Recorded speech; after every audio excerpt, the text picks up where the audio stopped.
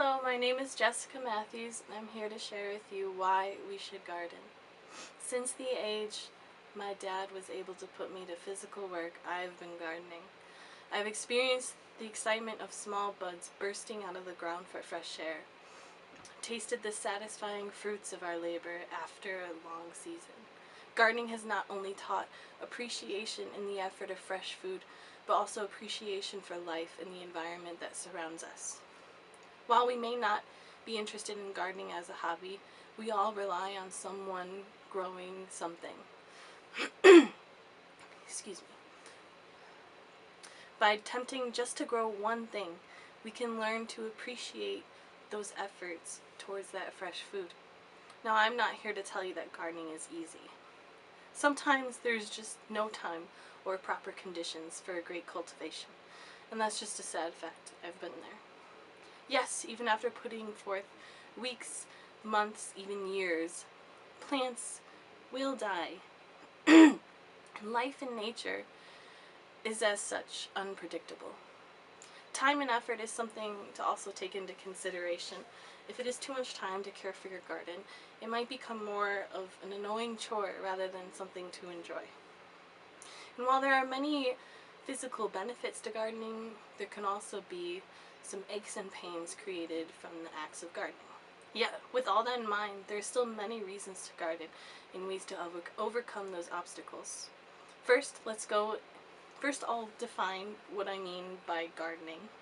Then I'll show the physical and mental benefits to gardening. Then I will explain how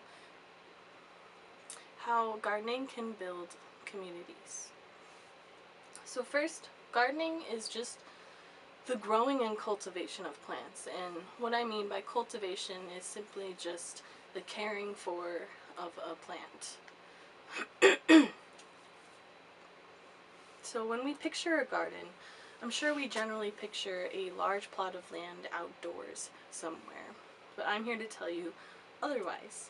This is also a garden. This is my current indoor garden I have grown outdoors in yards. I have grown in 10 different pots in my whitewater porch, in my Chicago apartment windowsill. I've grown mushrooms in a box in the basement. In every environment, I have managed to get my gardening fix in. Here are some other examples of what a garden may look like. Now that we know what I mean by gardening and what a garden can look like, let's take a look at the benefits. The practice of gardening can help both physical and mentally. As Candace Shoemaker, head of Kansas State University Department of Horticulture, Forestry, and Recreation Resources, gardening on any scale can provide a natural motivation to get up and go.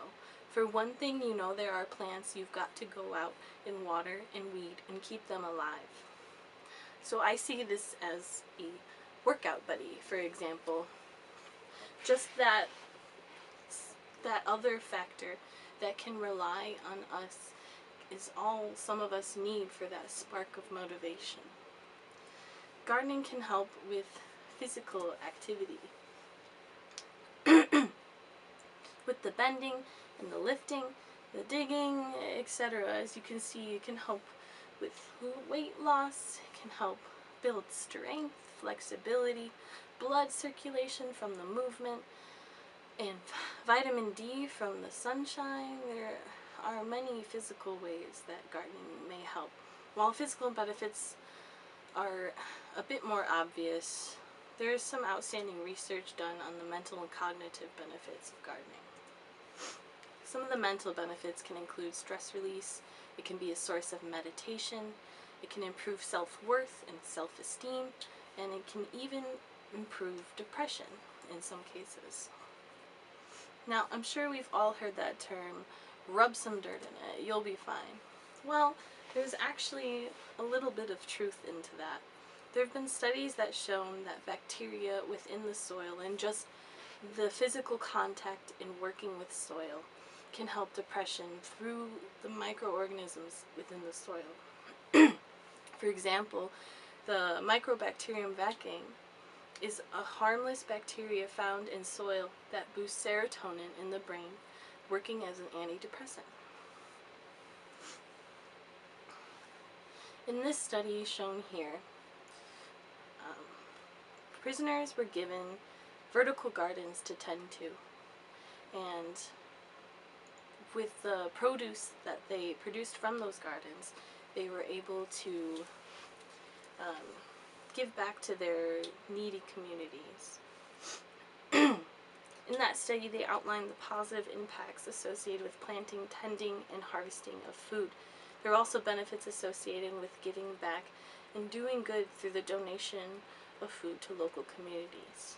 Those opportunities to donate that food and to nurture connections between the growers and recipients have impacts far beyond the immediate physical impacts of gardening. It supported their self-esteem and self-worthy, necessary to imagine a future of giving back through meaningful work. Caring for plants can show the value of life and how delicate it can be. It has taught how to care for our communities and the environment we reside in. Which brings me to how gardens can help build communities.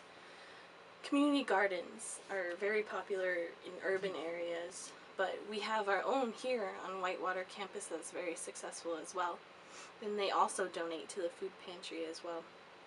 It's a great thing you should look into. But when they are successful, they're built and sustained through contributions of time, talent, and resources from the communities. As a community, you must find the important assets needed for the garden. And this can be done through building relationships with individuals, associations, businesses in the neighborhood, etc.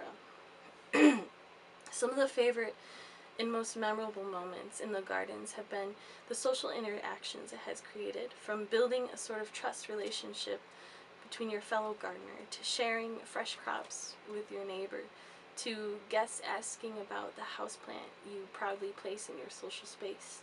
Plants have a way of connecting us all to each other in some way. So I hope after today you realize that gardening is more versatile than just a plot of land outdoors, and it can work in multiple environments. We've explored that gardening can help us physically and build self-esteem and overall mental health and overlook on life, and how gardening can be an inspiring source to build community we so often lack. I'm going to leave you today with a quote from Patty Cassidy, a horticultural therapist, and she says, "No one should miss the satisfaction of digging their hands into some warm dirt." Thank you very much.